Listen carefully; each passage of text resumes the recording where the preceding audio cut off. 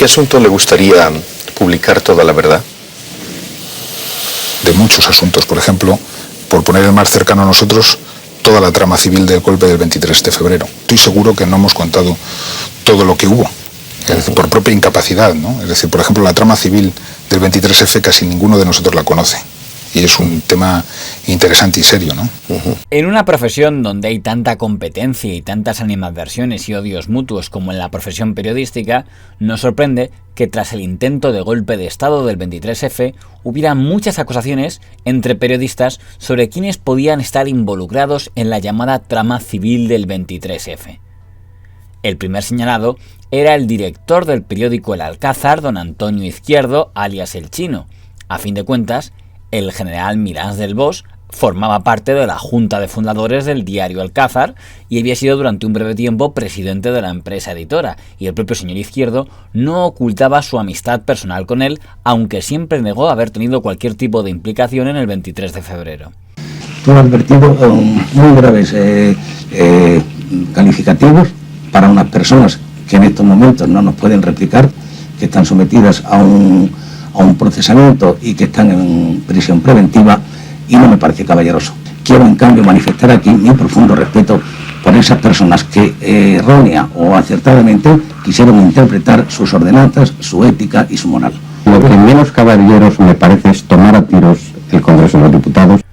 Otro señalado era el presidente de la agencia EFE, don Luis María Ansón, que era presidente de EFE nombrado por el gobierno Suárez, pero al que se acusaba de poder estar involucrado en el golpe de Estado, dado que en el gobierno que propuso el general Armada a las puertas del Congreso se incluía el nombre de don Luis María Ansón como ministro de Información. Y aún no he perdido la esperanza de hacerlo, pues me gustaría contar toda la verdad de lo que pasó en el 23 de febrero. Es posible que Luis María Ansón, presidente de la agencia EFE, se haya metido en un pequeño lío. Un alto cargo del gobierno hablaba de maniobras exculpatorias tendentes a crear un estado de opinión favorable a la inocencia del general Armada, poco antes de que fuera arrestado. Campaña que pasaría, según estas fuentes, por el despacho de Ansón. Por otra parte, es conocida de todos la vieja relación de amistad que une a Ansón con el general. Vínculos de la agencia EFE con reuniones que podía haber habido con Luis María Ansón, con gente, con el general Armada y con elementos que podían ser vinculados. La agencia EFE empezaron a producir escritos muy favorables a Armada, y entonces el gobierno de la UCD entonces pues creyó oportuno censurar en alguna ocasión, no censurar sino llamar la atención a alguien en la agencia EFE para que retirara alguna información sobre Armada, ¿no? Con el diario 16, porque empezaron a meterse con Ansón. Algún columnista llega incluso a vincularle con el 23F. Sí, bueno, pero antes de eso ya le habían dado antes. Ya había sido una guerra tal, y claro, yo era el que daba la cara. Y yo llamaba y hablaba con Pedro J. Ramírez, sí, con Pedro J., con Justino Sinova, y tal. Bueno, por favor, que los 300 años que estamos trabajando aquí no tenemos nada que ver con esto. Supuestas reuniones. Comandante José Luis Gutiérrez publicó mucho en Diario 16 que había podido haber un conocimiento previo por conocimiento de usted con el general Armada. Hace poco había un libro de Peñaranda donde también hablaba de reuniones supuestas en la agencia EFE sobre rumores que había. ¿Esto qué podía ser? ¿Fruto de una intoxicación que había contra usted? ¿Un error? ¿O que de verdad hubo reuniones con gente que luego estuvo implicada? No, yo no creo que haya ninguna intoxicación ni nadie que tomase una actitud peyorativa. Es verdad que en la agencia EFE hacíamos diariamente no una, sino 8 o 10 reuniones con los personajes de relieve de los que se podía extraer información, y las distintas secciones, pues desde el mundo deportivo hasta el mundo de la alta política, pasando por el mundo militar o por el mundo sindical, pues allí se reunía todo el mundo y procurábamos extraer información de todo el mundo, que eso es lo que se ha venido a recoger, ¿no?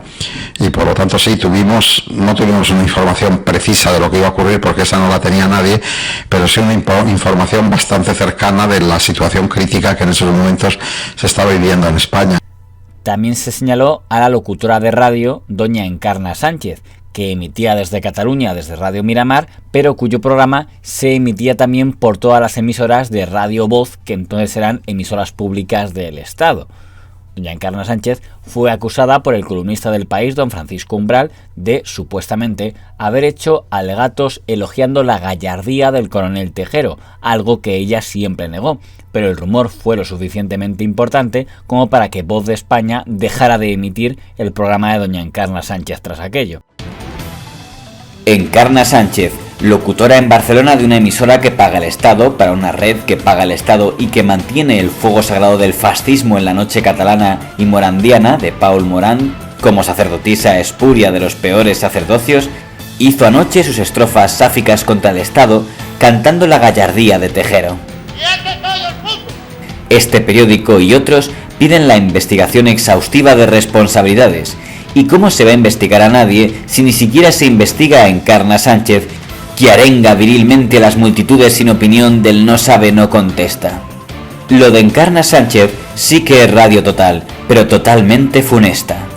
Me gustaría que desmintieras o afirmaras algo que se dijo de ti. La noche del 23 de febrero, el golpe de los transistores, llamado así, lo recuerdas muy bien, tú estabas trabajando... ¿Cómo no lo voy a recordar si estaba trabajando? En algún momento se dijo Encarna Sánchez ha defendido a Tejero, eso fue verdad. Por favor, ¿pero a quién se le ocurre? Solo una mente enferma. Pero fue mentira, ¿no? Pero por favor. Todo lo contrario. Pregúntale a cualquier español, por favor, pero ¿cómo voy a cometer una temeridad?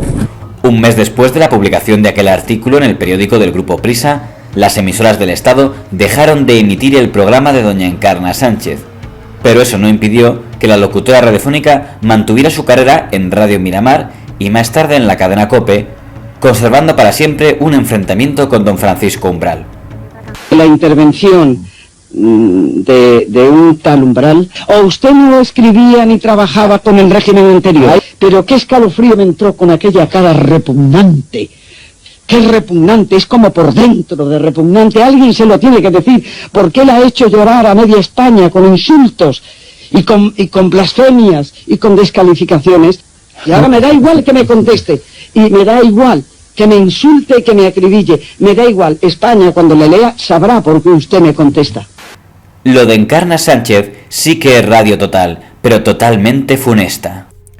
Otra mujer periodista señalada fue doña María Consuelo Reina, la máxima responsable del periódico Las Provincias de Valencia. Dado que durante el golpe de Estado del 23F, Valencia estuvo tomada por los tanques del general Milans del Bosch, doña María Consuelo Reina se personó en la Capitanía General para hablar con el propio general Milans del Bosch y, según sus enemigos, lo hizo para ponerse a su disposición. Entre otras cosas porque a nadie del Temps se le ocurriría la noche del golpe de Estado ir a saludar militarmente a Milans del Bosch y ofrecerse para lo que hiciera falta, como hizo María Consuelo Reina. Aquella noche Milans hace un bando durísimo, en el que se prohíbe circular a las personas por Valencia, se les prohíbe salir. Yo tenía alternativas, tenía la alternativa de mandar a alguien a Capitanía, o tenía la alternativa de ir yo a Capitanía. Bueno, pues teniendo en cuenta que yo no me jugaba la vida o el encarcelamiento o lo que fuera, porque había que ver las circunstancias, fui yo. El ambiente allí era muy sobrecogedor. Mientras los militares amenazaban personalmente a Juan José Pérez Benllo, que era el director del diario Valencia, María Consuelo fue a ofrecerse a su excelencia para lo que hiciera falta. No era una cosa agradable como para él, pero la gente es muy fantasiosa y con tal de ponerme a mí el peor de lo peor de lo peor, pues eso. Tú piensas que si yo hubiera ido a eso, a lo que dicen, y lo dicen con la mayor desfachatez del mundo y sin que se les caiga la cara de vergüenza, me tenía que haber llamado en algún juicio. Claro, a declarar, ¿no? Claro. A mí jamás me llamó nadie. También se acusó al director del periódico Mediterráneo, don Luis Herrero Tejedor, el hijo del antiguo ministro franquista, señor Herrero Tejedor. Había publicado antes del golpe la foto de unos almendros. Almendros era el seudónimo que había hecho alegatos a favor de la intervención del ejército desde el diario El Alcázar. Por eso algunos periodistas, como doña Pilar Urbano, creyeron que en aquellos almendros que publicaba Mediterráneo podría haber consignas golpistas, algo que éste negó siempre. Por la imagen de un árbol, pues algunos lo hayan querido utilizar contra usted. Bueno, pero esa es una historia ya muy vieja. Yo, cuando aquello corrió la voz, pues hice un ejercicio muy, muy elemental, que fue irme a la hemeroteca del periódico y ver cómo desde hacía 10 años, que es lo que miramos, indefectiblemente, todos los años, cuando llegaban los primeros días de febrero y empezaban a florecer los almendros, pues había una fotografía, porque era una fotografía muy, muy típica, y el típico foto diciendo que llegaba el primer síntoma de primavera adelantado. Entonces, pues yo en plan de broma dije que por qué nos quitaban mérito. Nosotros sabíamos lo del golpe no 2 días antes ni 3 días antes, sino 10 años antes, que es desde cuando empezábamos a publicar esa fotografía. Dile, acaban de ocupar el Parlamento. ¿Quién lo dice esto? Coño, yo que lo acabo de oír. Ah, amigo, tú eres un mierda. ¿Por qué? Porque no has creído nunca. Joder, qué bárbaro. No has creído nunca. Estoy impresionado. No has creído nunca. ¿Pero sabes quién soy? Claro, que si eres Emilio. Joder, coño, ¿por qué me tratas así, joder? Es que no has creído nunca. Me cago en la leche. No me creíste nunca. Y para terminar, también fue señalado el histórico periodista don Emilio Romero Gómez, en su caso porque abiertamente había propuesto al general Armada en sus artículos como presidente del gobierno, como un candidato de consenso para un hipotético gobierno de concentración. Según el señor Armada, el señor Romero hizo eso únicamente por cuestiones de amistad. ¿Qué es lo que pasó realmente el 23 de febrero de 1981? Pues fue una acción personal reducida, que no tuvo la asistencia que tendría el ejército en los años 36, y además la decisión del rey de decir de una forma clara que aquí no tenía lugar. ¿Para usted hubo algún claro traidor? Bueno, los traidores en ocasiones son gentes que aman sus ideas y sus ambiciones y pueden ser llamados traidores por los otros. Pero de traidores yo no me atrevería nunca a hablar demasiado en nuestro país o en cualquier parte, porque son numerosos.